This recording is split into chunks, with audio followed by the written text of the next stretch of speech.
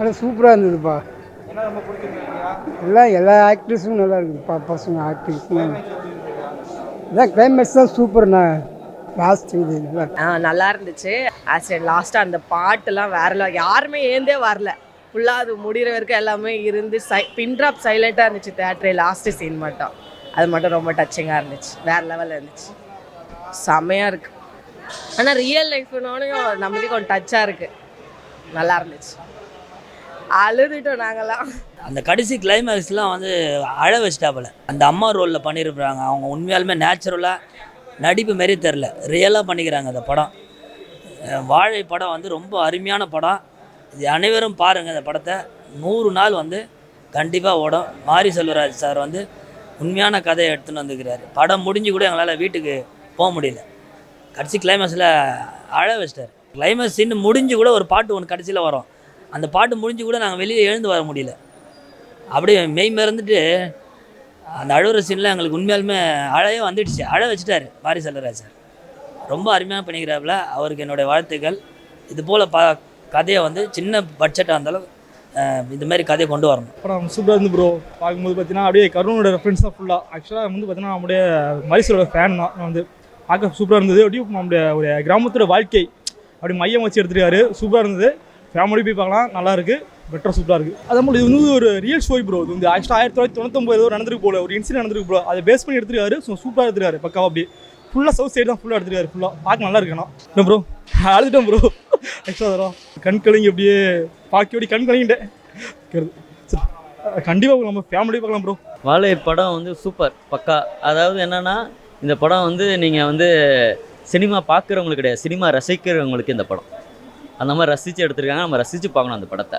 அந்த அளவு நல்லா இருக்குது. படத்தில் நீங்கள் கான்செப்ட்னு பார்த்தீங்கன்னா முதலாளித்துவம். ஒரு முதலாளி வந்து ஒரு 10 விசா போட்டாலும் அது கணக்கு பார்க்குறாங்க. அந்த ஒரு இதை வச்சு தான் எடுத்திருக்காங்க. ஒரு ரியல் லைஃப்பில் நடந்ததை வச்சு தான் எடுத்திருக்காங்க. படம் சூப்பர். அது அந்த முடியாதவங்க ஒரு 20 வருஷத்துக்கு முன்னாடி நடந்த ஒரு சின்ன ரியல் கதையை வச்சு எந்த ஒரு ஹீரோஸ் எதுவுமே இல்லாமல் ஒரு 2 சின்ன பசங்களை நம்பி டைரக்டர் தானோட திறமையை நம்பி எடுத்திருக்காங்க. ஏன்னா மாமன்னன் ஒரு மிகப்பெரிய ஹிட்டை கொடுத்துட்டு ஒரு பெரிய ஹீரோ வச்சு எடுத்துகிட்டு அடுத்து வந்து அவங்க அடுத்த ஹீரோ லெவலுக்கு தான் போவாங்க தவிர பட் வந்து இவர் ஹீரோ நம்பி போகாமல் தான் தன்னை நம்பி தான் கதையை நம்பி தான் திரைக்கதையை நம்பி வச்சு போயிருக்காரு. அதில் வந்து செம்ம கிளைமேக்ஸ் கொஞ்சம் மன கஷ்டத்தோடு தான் வெளில அனுப்புகிற மாதிரி இருந்துச்சு. பட் வந்து அவர் மாரி செல்வராஜ் படத்தில் ஒரு டச் இருக்கும். ஒரு முக்கியமான சீனை தான் அவர் வச்சு அந்த பேஸ்மெண்ட்டு அதுதான் அந்த கதை. அதுக்கு முன்னாடி தான் அந்த திரைக்கதையை வச்சு எடுத்துகிட்டு போவார். அதுதான் பண்ணியிருக்காங்க. பேக்ரவுண்ட் மியூசிக் பக்கா. சந்தோஷ் நாயர் இந்த படத்தில் பின்னிட்டார். பாட்டுமே சூப்பர். பாட்டு எல்லாமே எனக்கு ரொம்ப பிடிச்சிருந்துச்சு. மாரி செல்வராஜ் சார் படம் வந்து உண்மையாலுமே மாமன்னன், பரியேறு பெருமாள், கர்ணனுக்கு அப்புறம் இந்த படம் வாழை வந்து படம் பிரமாதமாக பண்ணியிருக்காப்புல. அதாவது 25 இயர்ஸ் பேக்கில் கொண்டு போயிட்டார் பல படத்தில். ஒரு சீனை வந்து பார்த்தீங்கன்னா ஃபஸ்ட் ஹாஃபில் வந்து இந்த சிவனானன் சேகர் சொல்லிட்டு 2 சின்ன பசங்க நடிச்சிருப்பாங்க. அவங்க வந்து ஃபஸ்ட்டு ரோல் வந்து நம்ம ஸ்கூல் பள்ளி அட்டடிக்குது, டீச்சரை கிண்டல் பண்ணுறது, இந்த பிளேடு போடுறது, இதெல்லாம் வந்து நம்ம பண்ணியிருக்கிறேன். அந்த ஸ்கூல்லேயே நம்ம போயிட்டோம். அந்த கிராமத்துலேயே ஃபுல்லாக எடுத்துக்கிறாங்க. படம் சின்ன பட்ஜெட் படமாக இருந்தாலும் பாட்டுலாம் வந்து எல்லாமே நல்லா இருக்குது. மியூசிக் வந்து சந்தோஷ் நாராயணன் சார் ரொம்ப மெலோடி மியூசிக் ரொம்ப பிரமாதமாக போட்டுக்கிறாப்பல இந்த படத்தில். அதே போல் வந்து இந்த படம் வந்து உண்மையாலுமே அந்த கடைசியில் அந்த பையன் வந்து படிப்பை விட்டுட்டு அம்மாவுக்கு பொய் சொல்லிவிட்டு நான் போகிறேன்னு சொல்லிட்டு வாழைக்காக தூக்கத்துக்கு போகிறோம். அக்கா கிட்ட சொல்லுவாள் நான் டான்ஸ் ஆட போகிறேன்னுட்டு. படம் நல்லா இருந்துச்சு. ஸ்டோரி நல்லா தான் இருந்துச்சு. ரொம்ப நல்லா பண்ணியிருக்காரு. என்ன ரொம்ப டீப்பாக, அதாவது ஒரே ஷார்ட் ஸ்டோரியை ரொம்ப நேரம் கொண்டு போகணும் மாதிரி இருந்துச்சு. கிளைமேக்ஸ் ரொம்ப டச்சிங். எல்லாத்துக்குமே அழுகிற சீன் மாதிரி இருந்துச்சு. நல்லா தான் இருந்துச்சு. மியூசிக் சாங்ஸ் எல்லாமே சூப்பராக தான் இருந்துச்சு. கண்டிப்பாக எல்லாருமே ஃபேமிலி ஓரியன்டாக எல்லாருமே பார்க்கலாம். ரொம்ப சென்டிமெண்ட்டான படம். ஆனால் படம் சூப்பராக இருக்குங்கண்ணா. அது வில்லேஜ் லைஃப் அவங்க ஃபேஸ் பண்ணுற டே டு டே ஆக்டிவிட்டீஸும் சூப்பராக பதிவு பண்ணியிருக்காரு. அருமையாக இருக்குது. அது புவர் ஃபேமிலி எப்படி கூலி வேலைக்கு போயிட்டு குழந்தைங்கள படிக்க வைக்கிறாங்க. அவங்கள குழந்தைங்களையும் ஸ்கூலை விட வேலைக்கு போனால் தான் நம்ம இருக்க முடியுன்றத கொஞ்சம் அழுத்த திருத்தமாக சொல்லியிருக்காங்க. ஸோ இது ஒவ்வொன்றும் வில்லேஜ் லைஃப்பில் இன்னும் நடந்துட்டு இருக்கிற ஒரு விஷயம் தான். நல்லா சூப்பராக இருக்குது. அது ஒவ்வொரு நல்லா தான் இருக்குது. அது எல்லாருமே சின்ன வயசில் ஒரு ரசிகரை லைக் பண்ணுறது தானே. சூப்பராக பண்ணியிருக்காங்க. கிளைமேக்ஸ் நல்லா தான் இருக்குது. கனெக்ட் ஆகுது.